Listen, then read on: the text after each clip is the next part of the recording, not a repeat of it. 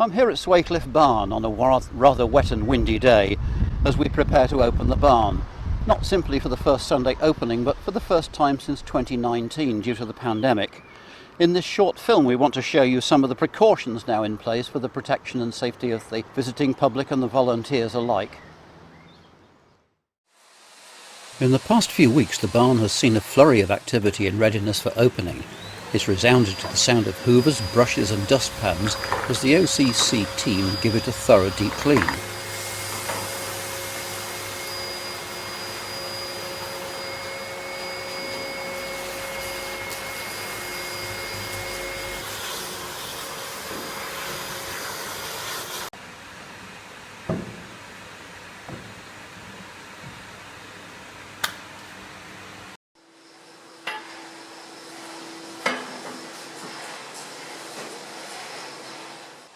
The carpenters have been busy too. The main desk now has a screen, which means you don't need to wear a face covering when seated behind it. There's a new shelf near the door to take the donations box and visitors book in the best place to be seen as visitors leave. New signs have been created to guide visitors to enter by the north door, which used to be the old emergency exit. Visitors will proceed round the barn in a one-way system to exit via the old entrance door near the main desk. A new desk has been provided near the new entrance where volunteers may sit to greet visitors as they arrive. The duty folder has been completely revised to make it clearer and easier to use, and now because of increased risk during the pandemic it is more important to carry out the health and safety procedures required by the insurers and by employment law, and in addition to ensure the track and trace system is used by all who enter the barn, and that does include the volunteers themselves. The duty folder will also be sent to you all as a barn handbook so you can read it in advance of your turn for duty. For the rest of this film we'll follow the sections of the duty folder and explain what needs to be done section by section. First of all, Section 1, Opening and Closing the Barn. In Section 1 is the checklist, which has also been revised to make things clearer. In Section 2 and 3 are the day sheets, which are filled in each time the barn is opened. The special day sheets in Section 3 are used when the barn is opened for special group visits, but on normal public openings the normal day sheets in Section 2 are used. Both day sheets now include some tick boxes which you need to tick to confirm that you've completed the necessary safety checks and all the volunteers present in the barn have read the important health and safety and fire documents. This is the boring bit, but it is important legal stuff for your own protection and that of the visiting public and of the museum service. If we don't do this, it may invalidate insurance, which is provided for your own protection. First of all, check that gangways and circulation spaces are free of obstructions. If there are obstructions, just move them out the way. Next, check that the fire extinguishers are present and correct and not visibly damaged. There are 2 water extinguishers by the north door and a water and a CO2 extinguisher by the south door. Then there are 2 important documents to be read. These will be included in the barn handbook, so you'll be able to read these in advance, but you do need to tick the boxes and be familiar with the procedures. These include the fire safety instructions, which cover emergency evacuation, and we'll demonstrate the evacuation procedure later in this film. Last is the health and safety document, of which you only need to read the highlighted sections, as we'll see shortly. Once all 4 boxes have been ticked, the barn is ready to accept visitors. Section 4, the health and safety policy. The full document is located in a drawer in the main desk to which you may refer. However, the important highlighted parts are also included in the barn handbook, so you can read them and become familiar with them in advance. When the highlighted parts have been read, each volunteer must confirm it by signing the form in Section 4 of the duty folder. Then you can tick the box on the day sheet to confirm this. This is a legal requirement, so please remember to do it. Section 5, Fire Safety. Having got the boring bits out of the way, let's have some fun with the fire evacuation. Oh, a visitor has seen some smoke. Hey, there's smoke coming from the electrical plug. Fire! Fire! Please evacuate.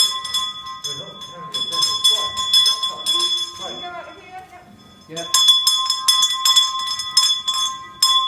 Let's leave through the doors here. Fire! Fire! Can you evacuate the toilet as quickly as possible, please? Thank you. I'd just like to leave door over there. evacuate at the bottom end, please?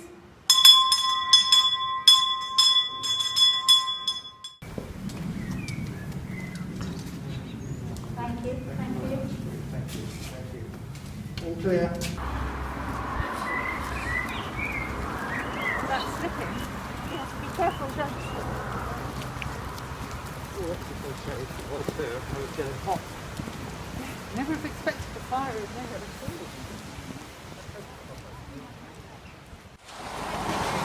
Right over to the far side of the car park, please. Thank you.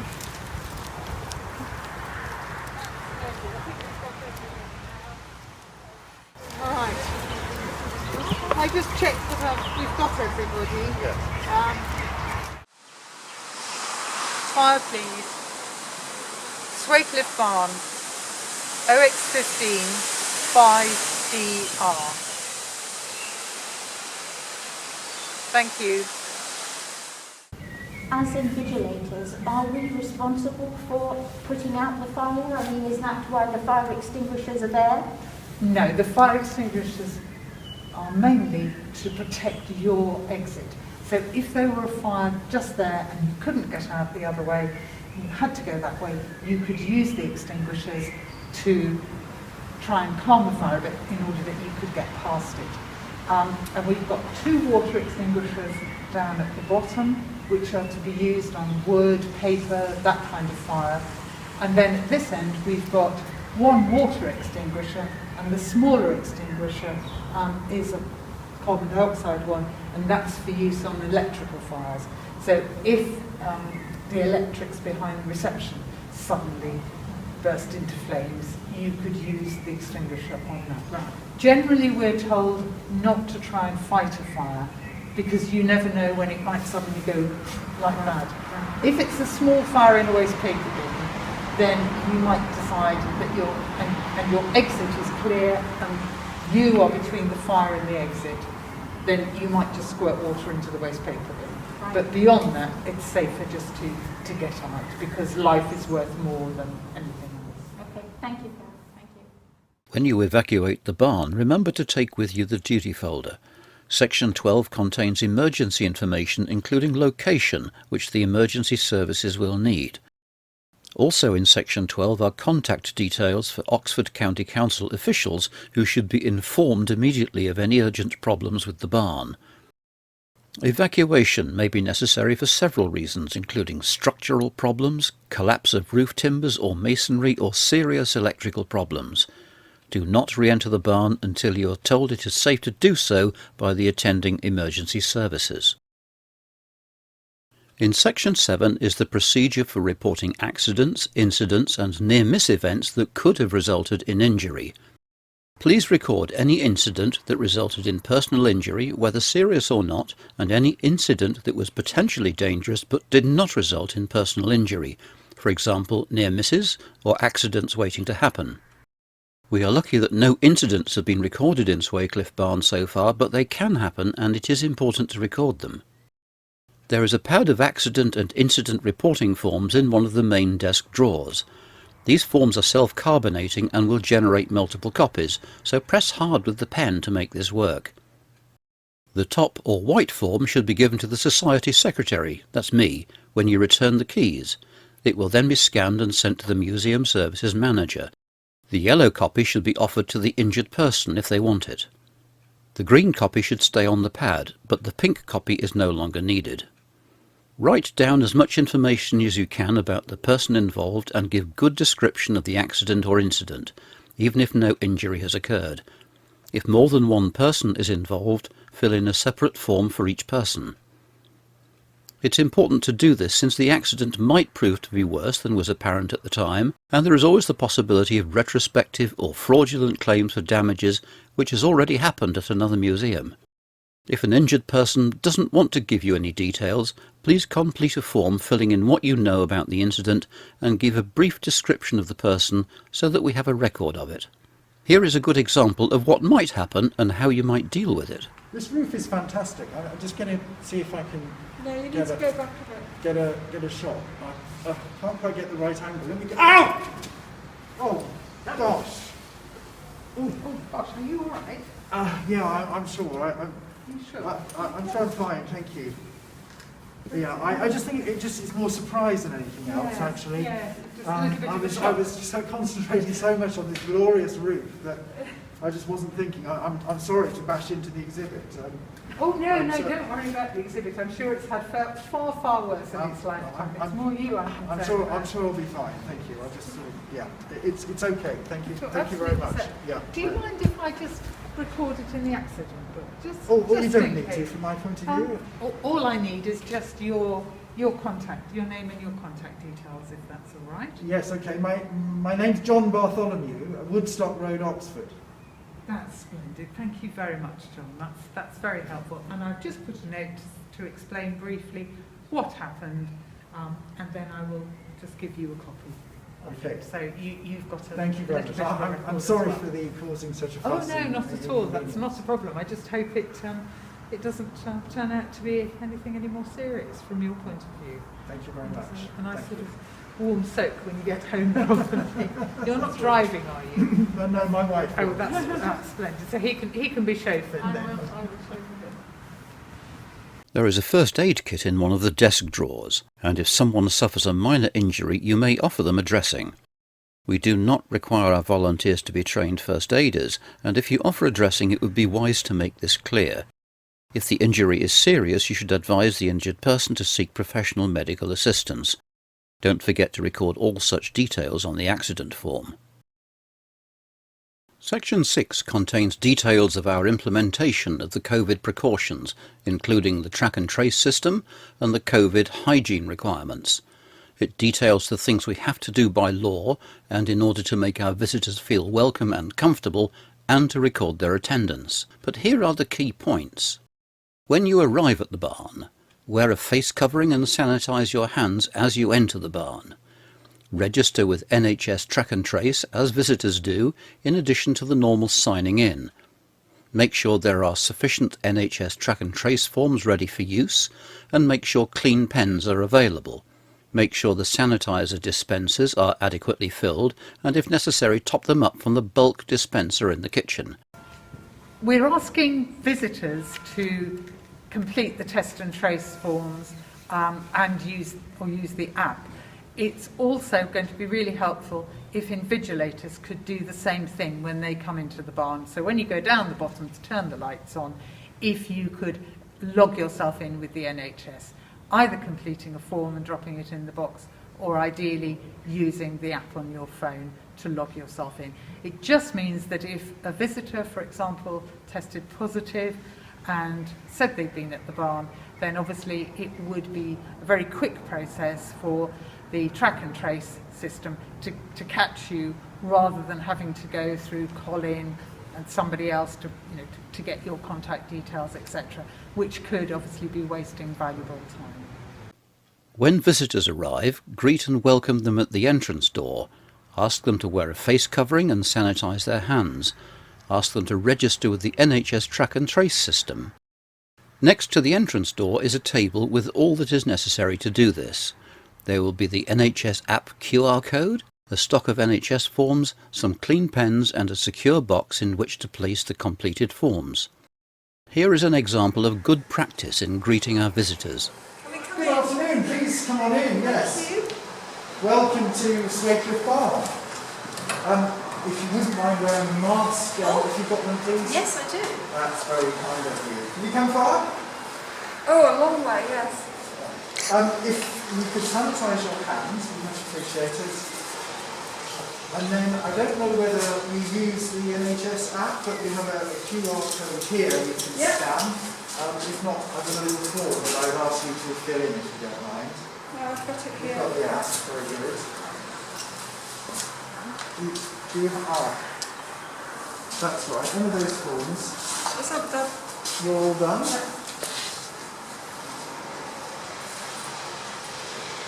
Great. If you could just then put the pen you've used, and then just put it in there. And that's lovely. We'll keep it for 21 days, and after that, it'll just be restored. Okay, that's both of them signed in, is it? Did you sign that? Right. Do we all have to sign in? Yes, please. One by one. Okay. So here we are, Swalcliffe Barn. Do wander around, have a good look. We've got the old agricultural vehicles, and then at the far end there's a local history museum. So have a look round, take your time. If you could, of course, observe social distancing. We're not too busy at the moment, but if we get more people in, perhaps you can just be mindful of them. And I just remind you to be careful of the uneven floor. Don't trip as you go around. If you have any questions, don't hesitate to ask. But I hope you really enjoy having a look around our wonderful barn. Entry is completely free of charge, but if at the end of your visit you felt like you'd like to make a donation, that will help with the upkeep of the barn and the always much appreciated. But no obligation, of course.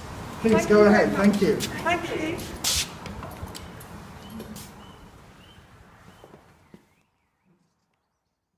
Most of the COVID precautions are now common sense for us all, and the notes in section 6 will help you to remember what to do. Most of all, be relaxed, but keep your eyes open. For example, visitors sometimes pick up the information bats attached to the vehicles. If you notice the bats are being picked up frequently, it's good practice to wipe them periodically with a squirt of sanitizer and a disposable cloth. And it's good practice to sanitize the kitchen before and after use as well. Most of all, enjoy your day in the barn, in the hope of meeting some interesting visitors. Section 8 contains the duty comment sheet. If you see anything wrong or anything that needs attention, please note it on the duty comment sheet using the form in this section. Please also inform the Society's Secretary of the same information by email or phone. If you see anything that needs immediate or urgent attention, please, in addition and as soon as possible, contact the appropriate person named in the Emergency Information section 12 of the duty folder and write down the name of the person you contacted on the comment sheet. Finally, when closing the barn, empty the donations box and tot up on the day sheet any takings from donations and sales and place them into the cash bags provided in the cash box. Tip any used pens into the unused pens container so they'll be clean and ready for use next time the barn is open. You don't need to empty the secure track and trace box, someone else will come and do that. Please leave the kitchen clear and clean and take home any tea-making things including mugs that you brought, and bag up any rubbish including used gloves and cleaning cloths. Please take them and dispose of them at home. Then bring all the signs in and don't forget to lock, bolt and bar the north door. Then you can lock the kitchen cum office and turn off all the lights using the new rechargeable torch located behind the main desk to light your way. Then on your way out, lock both top and bottom locks on the main door, taking care to use the correct key, and return the keys in the cash box to the Secretary's house. That's it, all done. Another opening successfully completed. Well done, thank you.